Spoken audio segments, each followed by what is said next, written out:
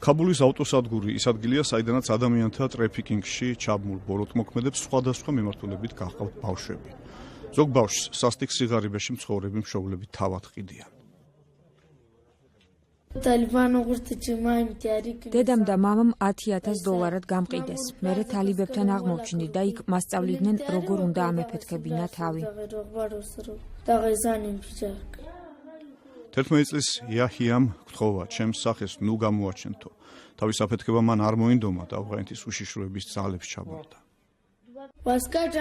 თალიბებმა თვითმკვლელი სარტყელი მომცეს, მაგრამ მე ის არ გამიკეთებია. მითხრეს 60-ში მოხდებიო. მე ვუთხარი, სად არის 60?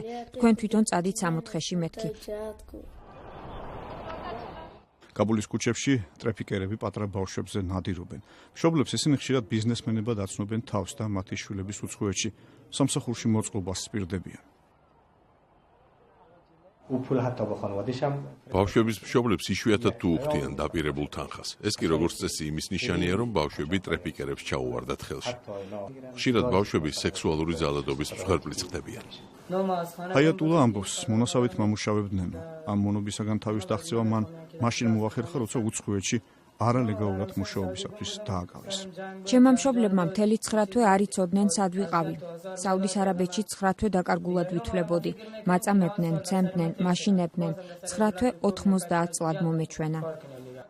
ავღანეთის საზღვრებს გასწვრივ ტრაფიკერები არაერთი საიდუმლო მარშრუტით სარგებლობენ.